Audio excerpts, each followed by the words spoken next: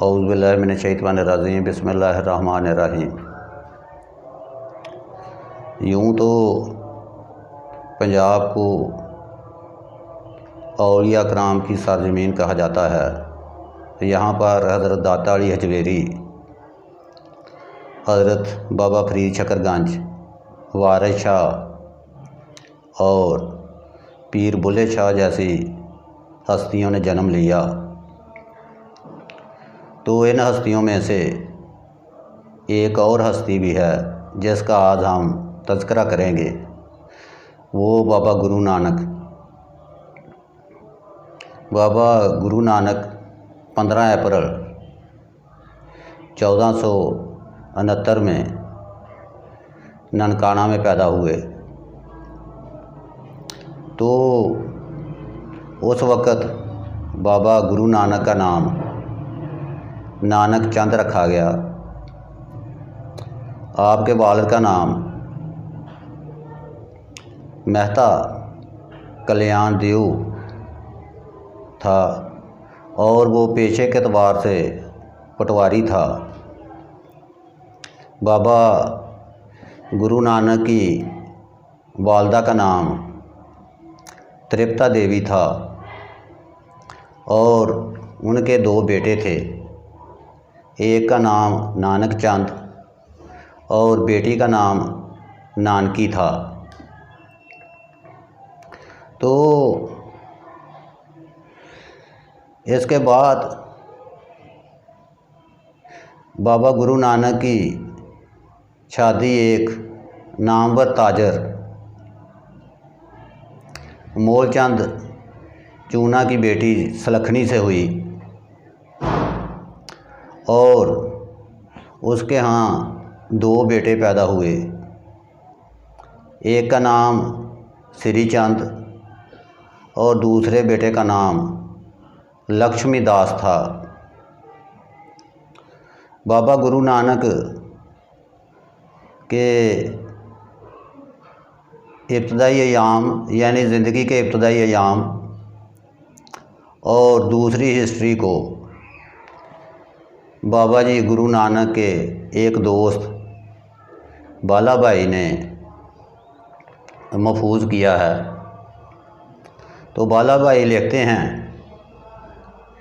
कि हिस्ट्री को महफूज करने की इस रस्म को सखनी कहा जाता है। बाला भाई आगे जाकर लिखते हैं कि जब बाबा गुरु नानक पैदा हुए तो एक ज्योतिषी को बुलाया गया ताकि वो बच्चे पे नज़र डाले और जायचा देखे। तो ज्योतिषी ने कहा कि पहले मुझे बच्चा दिखाओ। जब उसने नज़र डाली तो वो दोनों हाथ बांध कर खड़ा हो गया और कहने लगा कि ये बच्चा एक दिन नामवर होगा, बड़ा बुलंद मकाम और मर्तबा पाएगा, दुनिया में इसका चर्चा होगा। तो बाबा गुरु नानक ननकाना से मुख्तलिफ़ इलाक़ों से होते हुए करतारपुर आ गए। करतारपुर में आकर अपना डेरा लगा लिया।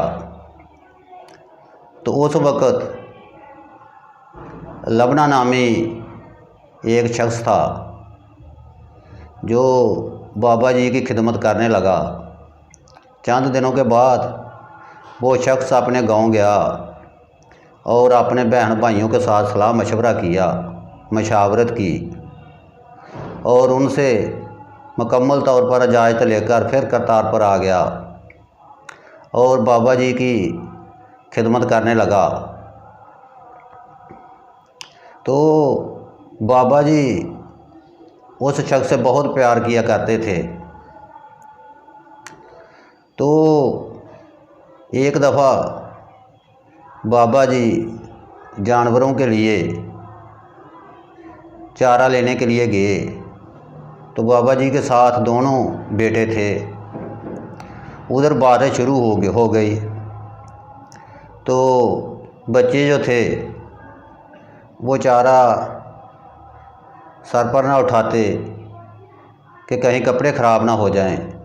इतनी देर में वो लबना नामी शख्स आया और उसने सारी गट्ठड़ अपने सर पे उठा ली और लेकर करतारपुर आ गया। तो यूँ इस तरह वो बाबा जी की खिदमत करता रहा और बाबा जी को भी खूब अंदाज़ा हो गया कि ये शख्स हकीकतन मेरा खिदमतगार है, मेरे साथ लगाव रखता है, मेरे साथ प्यार करता है, मोहब्बत करता है। तो एक ऐसा वक्त आया कि बाबा जी की जो चारपाई थी करतारपुर में, जिस पे वो सोया करते थे, उस चारपाई के ऊपर फूल पड़े हुए थे और एक सराहना था और उन फूलों के ऊपर एक खेस था।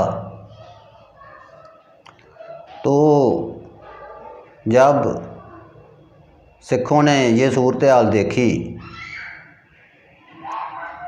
तो सिख जमा हो गए और इतनी देर में मुसलमान भी आ गए।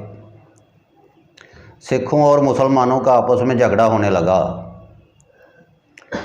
तो करीब से अल्लाह ताला का एक नेक आदमी गुज़र रहा था और वो देख रहा था कि ये आपस में झगड़ रहे हैं। तो वो दरमियान में आए, उनका झगड़ा ख़त्म कराया। तो जब अल्लाह ताला के उस नेक बंदे ने उस खेस को उठाया तो नीचे फूल थे और बाबा जी वहाँ से गायब हो चुके थे। तो उस अल्लाह के नेक आदमी ने मुसलमानों से कहा कि आप चारपाई के सराहने की तरफ खड़े हों और सिखों से कहा कि आप दूसरी तरफ खड़े हो जाएं, यानी अपोजिट साइड। तो उस अल्लाह के नेक आदमी ने उस खेस को दरमियान से काटा और एक हिस्सा मुसलमानों को दे दिया और एक हिस्सा सिखों को दे दिया। इस तरह जो फूल थे वो भी दो हिस्सों में तकसीम कर दिए, यानी मुसलमानों को दे दिए, कुछ सिखों को दे दिए। तो करतारपुर में अगर आप लोग जाएं तो वहाँ पर पहले एक छोटा सा थड़ा बना हुआ है, उस पर मुसलमानों ने बाबा जी का खेस और फूल रखे हुए हैं। और जब इमारत के अंदर जाएं तो छोटी सी सिखों ने मड़ी बनाई हुई है, वहाँ पर बाबा जी का खेस और फूल हैं।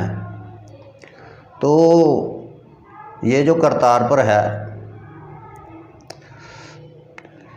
इसमें जब बाबा जी वहाँ से चले गए, यानी कि गायब हो गए, तो वो लबना जी जो थे उनको बाबा जी ने अपनी वफ़ात से कबल ही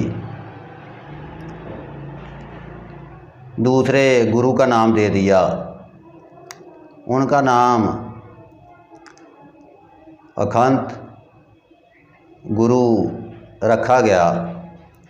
तो बाबा जी ने जब उनको गुरु मुकर्रर किया तो 5 पैसे अपने सामने रखे और नारियल। तो बाबा जी ने उसके सामने अपना माथा टेका और उसको दूसरे गुरु का दर्जा दिया। तो इसके बाद वो जो दूसरा गुरु था लबना, वो करतारपुर से खंडोर चला गया और वहाँ जाकर वो बाबा जी का जानशीन और अपने फ़राइज़ सरंजाम देने लगा। तो बाबा जी के बारे में शायर मशरक़ इल्लामा इक़बाल ने भी अपनी किताब बांगे दरा में बाबा गुरु नानक के मतलब एक नज़म लिखी है। तो इल्लामा इकबाल फरमाते हैं कि बाबा गुरु नानक की किताब एक ऐसी किताब है, यानी गुरु ग्रंथ, जिसको ना सिर्फ सिख पढ़ते हैं बल्कि हिंदू भी पढ़ते हैं और मुसलमान भी पढ़ते हैं। बाबा जी गुरु नानक बुत परस्ती के ख़िलाफ़ थे, वो तौहीद का प्रचार करते थे और अल्लाह ताला की ज़ात का तज़किरा करते थे। तो इस बना पे ना सिर्फ सिख उनसे वालहाना मोहब्बत का इजहार करते थे, उनको अपना गुरु मानते थे, बल्कि मुसलमान भी उनकी इज़्ज़त करते थे। और इसी तरह बताया जाता है कि हिंदू भी उनकी इज़्ज़त किया करते थे। बाबा जी गुरु नानक 22 सितंबर 1539 को वफ़ात पा गए और फिर उनकी वफ़ात के बाद जो उन्होंने वफ़ात से कबल लबना जी को गुरु मुकर्रर किया था, वो फ़राइज़ सरअंजाम देने लगे। तो मेरे इस चैनल को सब्सक्राइब कर लें।